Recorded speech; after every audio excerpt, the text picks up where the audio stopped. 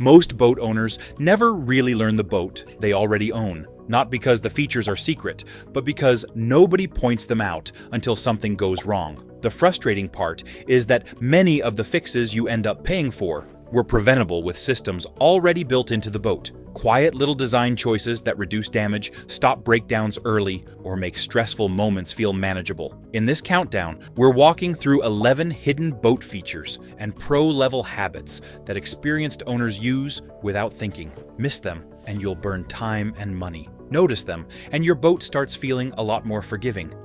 Number 11. Battery switch positions. Most owners misuse.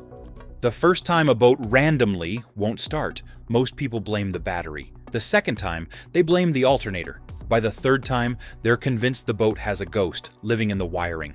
And sometimes, it's none of those. It's a simple habit that slowly drains your system without leaving an obvious trail. On many boats, the battery selector switch isn't just an on and off button. It's a decision maker. One battery, the other battery, or both. And that sounds simple until you realize the both position can be a blessing or a quiet trap, depending on how your boat is wired and how you actually use it. Here's what experienced owners watch for. The moment you arrive at the dock or the ramp, what stays on? Stereo memory, live well timers, a chart plotter that boots fast, a refrigerator that hums like it's doing you a favor. Those small draws don't feel like much, but if your selector switch is left combining batteries, you can wake up to 2 tired batteries instead of 1. The other mistake is the opposite. People run all day on one battery because it feels disciplined, then forget to switch for charging, or forget that accessories are pulling from the same source they need for starting. The difference between a calm day and an awkward phone call is often whether you separated starting from house use in a way that matches your habits. And none of this requires being paranoid. You just want a routine. When you shut down for a swim or lunch, think about what you're leaving powered. When you head home, think about what you want charging. And if your boat has a dedicated automatic charging relay or a voltage-sensitive relay, it changes the story again. Because then, the switch is more about emergencies than daily life. Most boats don't explain that in a way that sticks. But once you understand it, you start seeing a pattern. A lot of boat problems are actually power management problems wearing a disguise. And speaking of disguises, there's another system that stays invisible right up until it becomes the only thing between you and a very bad day. Number 10. Emergency manual bilge pump access. Water in the bilge is normal. A little bit from spray, from rain, from washdown, from a hatch someone didn't dog down tight. What's not normal is thinking the automatic pump will always handle it, forever, no matter what. That belief tends to last until the day a fuse pops, a float switch sticks, or a battery is too weak to run the pump the way it should. A lot of owners don't realize their boat may have more than one way to move water out. Some have a second pump that's wired differently. Some have a high water alarm that's never been tested. Some have a manual backup option, sometimes a hand pump, sometimes a secondary pickup, sometimes simply an access point that lets you get to the pump fast without tearing the boat apart. The hidden feature here isn't a magical secret pump. It's access. It's knowing where the bilge compartments are, how they open when things are wet and slippery, and what tool, if any, actually fits the fasteners holding the hatch down. Because in calm conditions, every hatch is easy. In chop, with gear sliding, it becomes a different job. The pro move is boring. Locate the float switch, locate the pump, locate the discharge hose, and know what they look like when healthy. If you can reach the pump, you can clear debris. If you can reach the switch, you can verify it moves freely. If you can reach the fuse or breaker, you can see whether the system is actually protected or just working until it doesn't. And there's a subtle trick experienced owners use without making a big deal about it. They listen. Not just for the pump running, but for how it sounds. A pump that suddenly changes tone can mean air, blockage, or a loose hose. That's not a theory. That's a warning. Once you've seen how fast a small, manageable situation can become urgent, you start questioning the routines everyone repeats. Some habits feel responsible because they're popular, not because they're correct. And there's one routine almost every owner does with full confidence hose on: walk away without realizing how easy it is to do it right and still miss what actually matters. If you're getting value out of this, hit like, not just for the algorithm, but because it tells me you want more videos that focus on real ownership details instead of brochure talk. And subscribe if you want the next breakdown as soon as it's ready, because the best boat tips are usually the ones you only learn after paying for them once. Also, I'm curious, what's the most mystery problem you've dealt with on a boat that turned out to be something simple? Drop a comment with the boat type, saltwater or freshwater, and what finally fixed it. Number 9. Raw water. Flush ports. You're using wrong. Most owners know they should flush after saltwater use. They've heard it enough times that it becomes a ritual. Hose on. Water on. Walk away. Feel responsible. The issue is that the ritual can be performed perfectly and still not do what the owner thinks it's doing. A lot depends on the specific engine and the way the flushing system is designed. Some flush ports are meant to rinse certain passages without the engine running. Some require a certain procedure to avoid starving parts of the system. And some setups can be undermined by simple things like a worn gasket, a loose fitting, or a hose that kinks the moment you close the hatch. The mistake isn't that people flush. The mistake is assuming every flush is equal. You can usually spot a false flush by the clues owners ignore. The telltale stream on the next start seems weaker than it used to be. The engine runs fine, but the temperature behavior feels different on a long idle. The water pump impeller gets replaced on schedule, yet cooling still seems inconsistent. Those are not guarantees of trouble, but they are the kind of whispers engines give before they shout. The pro habit is to treat flushing like observation, not like checkbox maintenance. When the water is flowing, you're not just rinsing, you're confirming flow. You're noticing whether it's steady. You're noticing whether fittings leak. You're noticing whether a port cap is sealing the way it should. And if your boat has a built-in flush connector, that connector is part of the system too. If it's corroded inside, it can reduce flow without looking dramatic from the outside. It's easy to feel responsible when you flush the engine after every trip. The hose is running, the cap's on, and you tell yourself it's done right. But responsibility isn't the same as effectiveness, especially when protection depends on systems you're not even looking at. Some of the most important defenses your boat has are slowly working in places you've probably never even checked. Number 8. Hidden anodes. You never check. Corrosion is one of the most patient problems in boating. It doesn't need attention today. It doesn't even need attention this month. It just keeps working in the background, turning tiny neglect into future cost. And the cruel part is that many boats give you a defense system, but hide parts of it where you won't naturally look.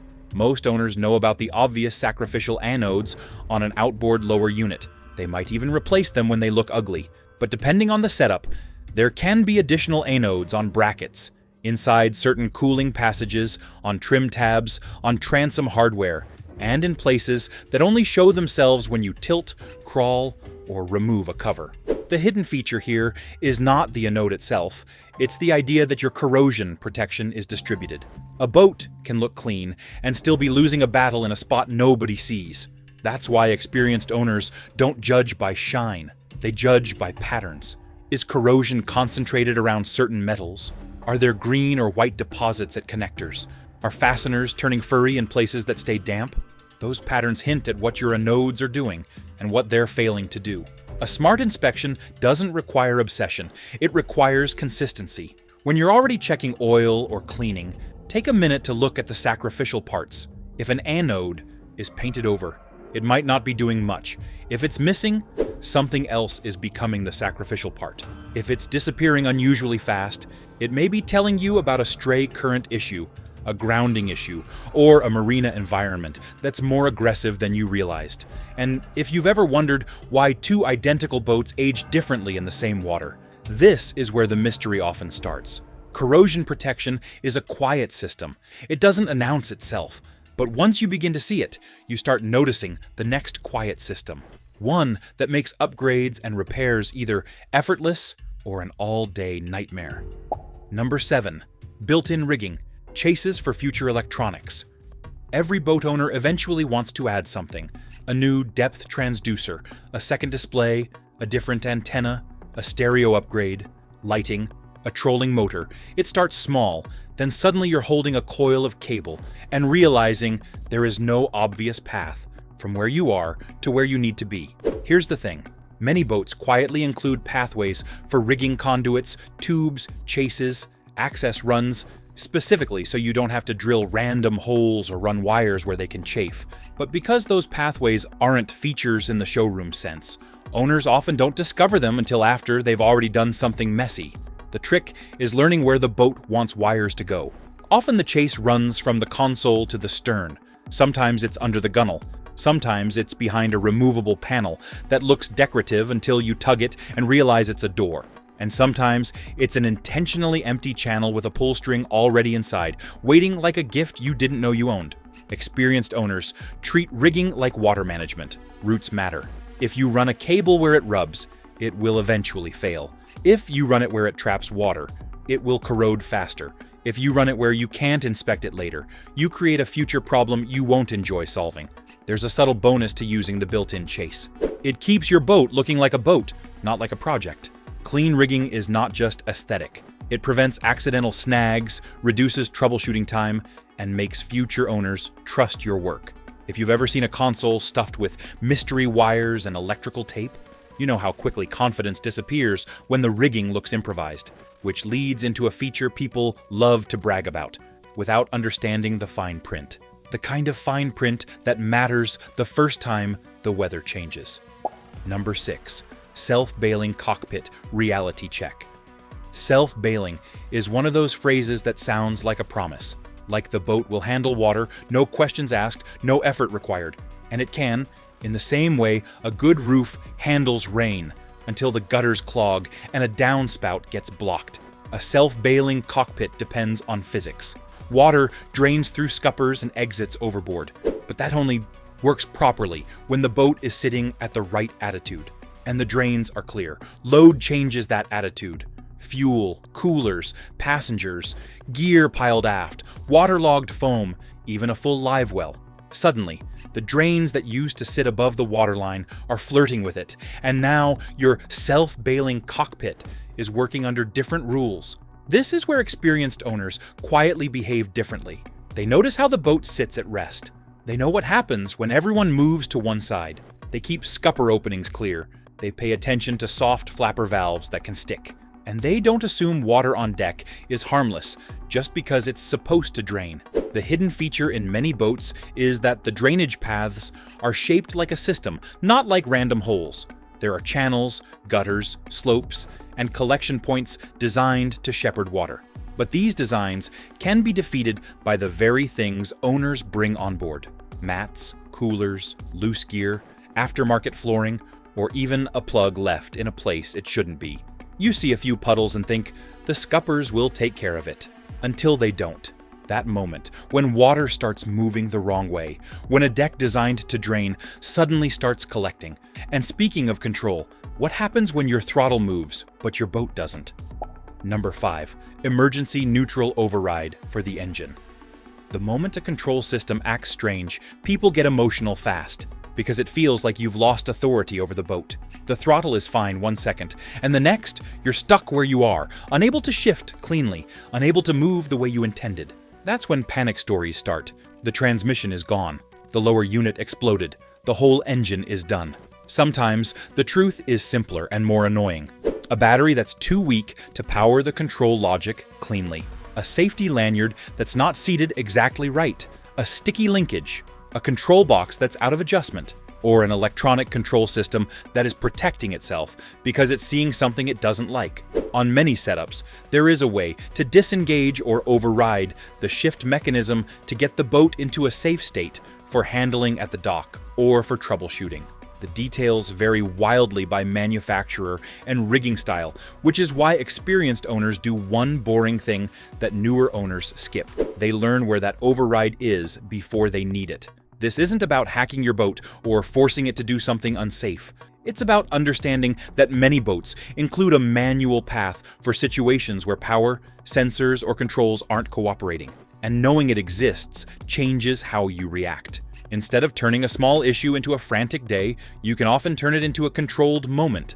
If you never look it up until you need it, you'll be learning under pressure. And pressure makes even simple things feel complicated. Now, if that sounds like nice to know. The next one is closer to you may actually need this, because boats have a habit of letting people get into the water easily and then making it surprisingly hard to get back in. Number 4, swim ladders that deploy without power. Most boating days don't feel dangerous. That's why people get casual, shoes off, music on, engine off, a quick swim, and then you climb back aboard, like you've done 100 times until the day you can't. Sometimes it's fatigue, sometimes it's cold water, sometimes it's a slick hull, sometimes it's a ladder that's tucked away in a way that assumes someone is already on board to deploy it. The scary part is how ordinary the setup looks, right up until you're the one in the water, realizing the boat is higher than you remembered.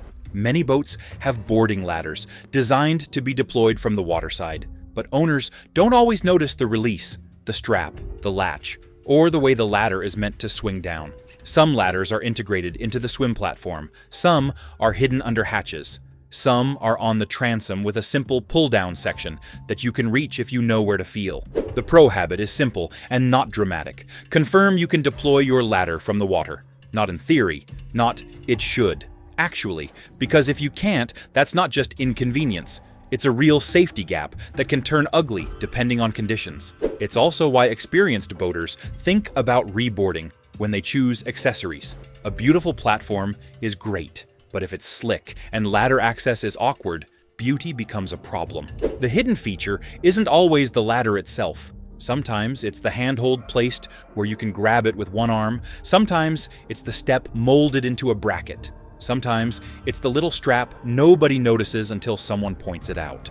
A swim that started as fun can shift quickly when getting back and turns into a struggle, especially if nobody else is on board. That's when you start seeing your boat differently, not as a toy, but as a structure. One that's either built to help you or not. And the next mistake people make, trusting strength based only on looks. Number 3, structural hardpoints, rated for towing and lifting. A cleat looks like a cleat, an eye looks like an eye, a rail looks like a rail, and from a distance, it's easy to assume any solid-looking metal piece can take whatever force you decide to put on it.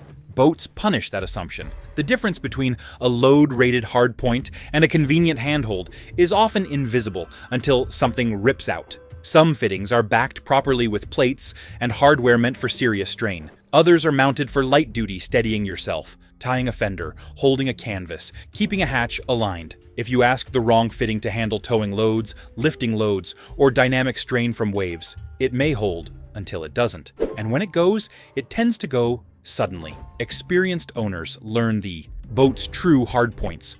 They know where the towing eye is designed to pull.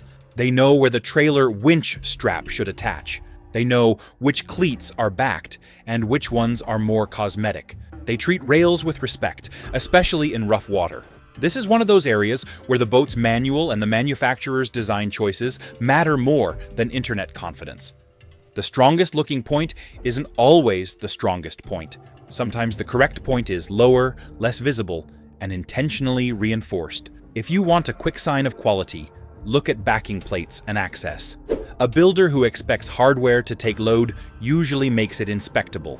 A builder who expects it to be decorative usually hides it and hopes you never ask too much of it. And speaking of systems that hope you never ask too much, modern engines have their own version of self-defense. It's incredibly helpful until you don't recognize it and start treating it like a mystery failure. Number 2, built-in engine protection modes. The first time a boat suddenly feels underpowered, owners tend to go into detective mode. Bad fuel, bad propeller, a failing fuel pump, a clogged filter. The engine sounds fine, but it won't climb the way it normally does. It's like the boat has lost its confidence. Sometimes that's exactly what's happening on purpose. Many modern outboards include protection behaviors that reduce power when the engine senses a condition it doesn't like. Overheating risk, low oil pressure, sensor readings that suggest something is out of range. The engine isn't necessarily dying. It may be trying to keep you from turning a manageable issue into a catastrophic one. The tricky part is that protection modes can feel subtle at first. The boat still moves, it still responds, but it won't give you full output. Owners who don't recognize the pattern sometimes keep pushing, assuming they can get home at full speed. That's where a protective system turns into a warning you ignored. A grounded approach here is to learn your engine's normal behavior, how it idles warm, what the telltale stream usually looks like, what voltage usually reads underway, what alarms sound like on your specific gauge cluster, and if your boat has a display that logs faults or stores events. That system is not there for decoration. This isn't about becoming a mechanic. It's about being able to tell the difference between engine is weak and engine is protecting itself. Those are very different stories with very different outcomes. If you've ever watched someone chase a fuel issue that turned out to be cooling, or chase a sensor issue that turned out to be a corroded connector, you know how expensive guessing can get. Which brings us to the top spot, the hidden feature behind more random boat problems than most owners would believe. It doesn't look exciting, it doesn't sound exciting, but when it's wrong, everything else starts acting weird. Number 1. Grounding and bonding systems, behind most mysterious problems. The most frustrating boat problems are the ones that don't repeat on command. A device reboots once, then behaves for a week. A gauge reads slightly wrong, then snaps back. A radio crackles only when you hit a wave. A trolling motor acts moody, and then suddenly it's fine.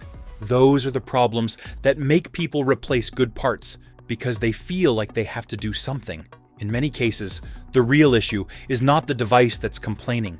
It's the electrical foundation it's sitting on.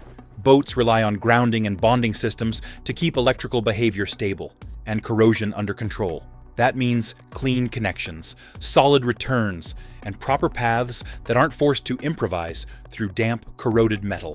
When grounds loosen, corrode, or get kind of connected, electronics start acting like they're haunted. Not always, not consistently, just enough to waste your time. Bonding adds another layer, tying underwater metals together so they share a common electrical potential. Done correctly, it reduces corrosion risk. Done poorly, or interrupted it, can create weird corrosion patterns that look like bad luck, until you learn what you're seeing. The reason this feature stays hidden is that it's not glamorous. It's wires, it's lugs, it's terminals. It's places owners don't visit unless they're already angry. But experienced owners check the fundamentals when symptoms are strange. They look for green corrosion at connectors. They look for loose grounds at battery posts. They look for chafed wires where vibration slowly eats insulation. They look for helpful aftermarket wiring that was installed without the same discipline as factory work. And the unsettling part is how many issues vanish once the electrical foundation is corrected. Problems that felt like expensive failures can sometimes shrink into simple connection problems. Not always, but often enough that it changes how you troubleshoot forever. Knowing this doesn't make boating boring. It makes boating calmer. You stop guessing. You start observing. The smartest boat owners aren't the ones with the most upgrades. They're the ones who understand the quiet systems that keep everything else stable. If you learned one thing here, it's probably this. Boats don't usually fail with fireworks. They fail with small hints that get ignored. These hidden features aren't magic, and they don't guarantee perfect seasons, but they dramatically improve your odds, especially when conditions get real or when maintenance gets delayed by life. Drop a comment with the feature you wish someone had shown you earlier, or the one that saved your day when something went sideways. And if you want more grounded breakdowns like this, less brochure talk, more real ownership, logic hit like, and subscribe. The next time something feels random, you'll have a better idea where to look first.